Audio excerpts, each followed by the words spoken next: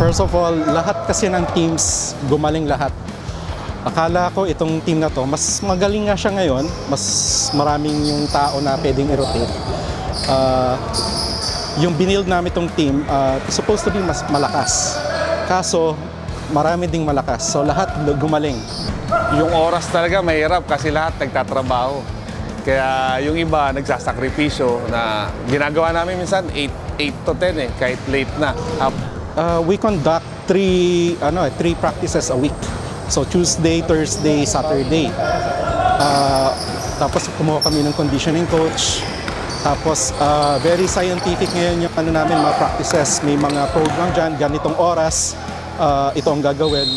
Tapos sunod-sunod yon. Nag-aalat kami talaga ng time para mag-practice, especially after office hours naman yung ensayo namin, para walang ma-hamper na schedule sa government. And then next noon is, yun nga, disiplina na lang din. Siyempre, magkakasama-sama kami 2 hours a day lang siguro. Pero the rest of the day, yun, disiplina sa pagkain, pag may extra time tumakbo, takbo, shooting, para at least maka-cope up kami dun sa practices namin na hindi na-attendan dun sakali. Ang ginagawa namin preparation naman ngayon is, bago po yung head coach namin, pero assistant coach naman siya dati.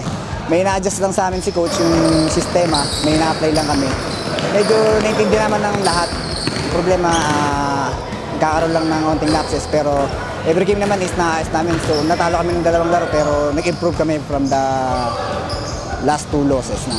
Hindi naman nagbago yung game plan namin, although yung system namin na tinatakbo medyo nabago, pero yun pa rin, speed yung magdadala sa amin, yung sipag, yun nga, same as last season, hindi naman kami ganun katangkaran. Wala kaming big guys na talagang mag-secure ng paint namin, pero rest assured, tulong-tulong kami. As a role model, lagi ko sinasabi sa mga ka-teammate mo, pasensya tayo, relax lang sa game, go hard sa defense, lalo-lalo na yung teamwork. Number 1 yun eh. Pag walang teamwork, hindi mo nanalo yung team. Medyo asahan nila na mas maganda pa kasi yung mga dating kasama ko naglalaro sa season 3, 4, 5, nadagdag. Gaya nila Bis, Katipon, sa Canereques, nadagdag doon sila sa team. Katulad nung dati, go hard pa rin sa training. Siyempre, para sa namin, sa charity namin, para sa aming beneficiary. Defense, siguro yun pa rin, nabibigay ko yung defense pa rin. At saka yung leadership. Siyempre, matagal na ako dito sa team namin. Napakaganda naman, sir, ng nilalaro ng team namin. Lalong-lalo nung pangalawang laro namin sa kontra GSIS.